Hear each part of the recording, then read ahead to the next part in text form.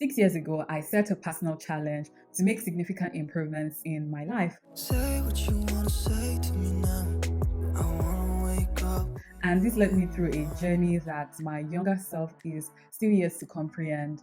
And in this past year in particular, I have gone through a lot of highs and lows and have been stretched beyond my limits. I can confidently say that I have learned so much in this year than I have learned in the past 5 years before that combined. And so in this video, I have shared with you 5 valuable lessons that I've learned this year, and I hope you find them applicable and meaningful. Lesson one: attention is now becoming the new oil. Everyone and everything is now competing for attention. It has now become one of the most valuable and scarce resources in the world. Social media companies, streaming platforms, as well as online advertisers are constantly deploying and devising psychological tactics to ensure that we are consistently tuned on to their spaces for as long as possible. The former CEO of Netflix, Reed Hastings, mentioned in an interview that the biggest rival of Netflix is not one of the apparent companies that will think like Amazon, YouTube, or Meta. No, those are not the biggest rivals of Netflix. He said that Netflix's biggest rival is our sleep. And I found that extremely interesting. And I would also like to add that our goals, our priorities, and our future are the biggest competitors to everything and everyone that is looking to now grab our attention. And to be fair, I am also a creator and you're right now paying attention to me. But I hope that the value that you're getting for your attention is giving you immense education and information that can help you on your own journey of creating your own version of success. Back to my research, according to a report by eMarketer, the global digital ad spend this year was valued at $601.8 billion, dollars, and it has been estimated to grow to $870.85 billion in 2027. That's a whooping sum of money that is being paid and spent to get our attention. Now, the goal is not to scare you, okay? It's not to scare you, it's to open you up to the realities of things that you may not be seeing and to help you redirect your focus to the things that truly matter. Now, am I saying you should not get entertained? No, you should be entertained. Entertainment, I think, is a big part of life. It's really one of the things that makes life worth living. You cannot always be educated and informed. You cannot always watch videos like mine all the time. You sometimes need a little bit of Mr. Beast. You need to watch some comedy from Nigeria, or you might sometimes want to escape into the worlds of your favorite influencers. It's called balance. But if you're doing all of these things at the expense of your own priorities and at the expense of building the future that you want, then that's where the problem is. So remember, attention is the new oil, it is the new currency. So be wise on how and where you spend it. Lesson two: invest in yourself. We are most times advised to invest in tangible assets like real estate, stock markets, or even just save our money, forgetting that in the grand scheme of things, we can also be regarded as assets that should be invested in. Especially when we're in our 20s, we want to avoid situations whereby our money is going into every other thing except in adding significant value to ourselves. And the beautiful thing about self investment is that you don't even need any money to start investing in yourself. In an interview with Forbes, Warren Buffett, one of the best known and most respected investors of all time, said that investing in yourself is the best thing that you can do for yourself. You are by far your biggest asset, and anything that you do to improve your talents, nobody can tax it and nobody can take it away from you. As much as I invest in tangible assets, and you should too if you can afford to do that, I've also spent a decent time investing in what I like to call Project Me. And I've done a lot of that, especially this year.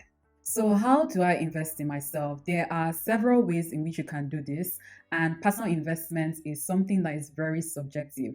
But the way I like to look at it is to divide my personal investment strategy into two buckets.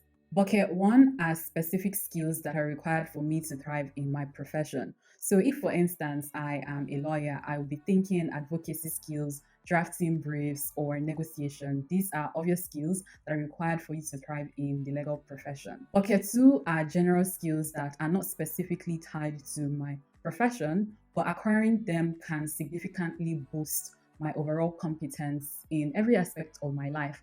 And this skill could be things like effective communication, emotional and social intelligence. It could also be financial literacy.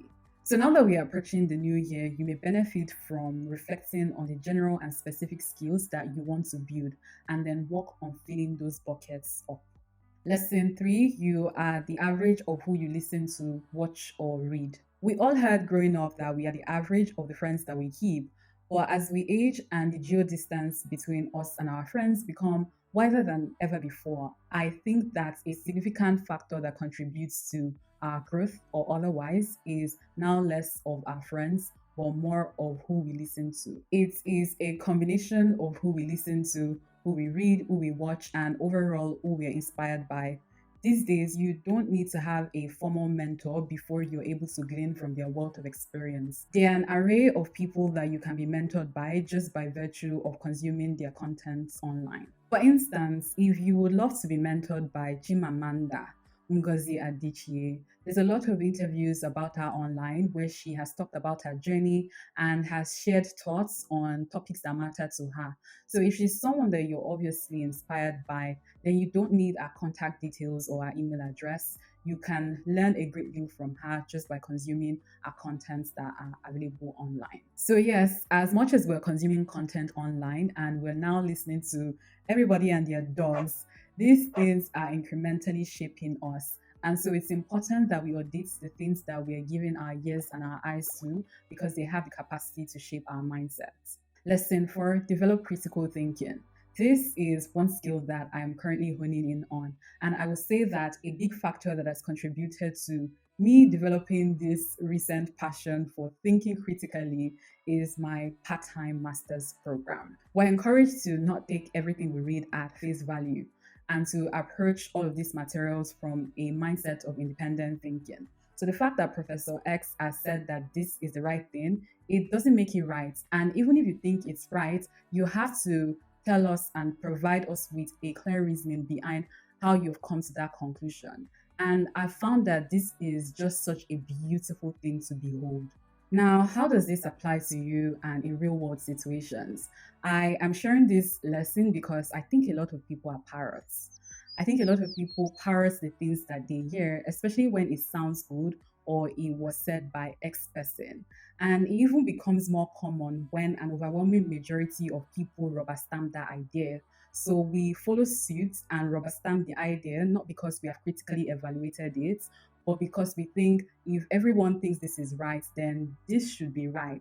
And I think the lesson here is that a lot more people need to be open to having minds of their own and not just be seduced by ideas because that seems to be the popular one. Lesson five, consistency doesn't necessarily produce better results. And I know right now you're like, what is she saying? Just hear me out. So, what is consistency? According to Oxford Dictionary, consistency is the quality of achieving a level of performance that does not vary greatly in quality over time. It is simply doing the same thing over and over again without any significant change in inputs.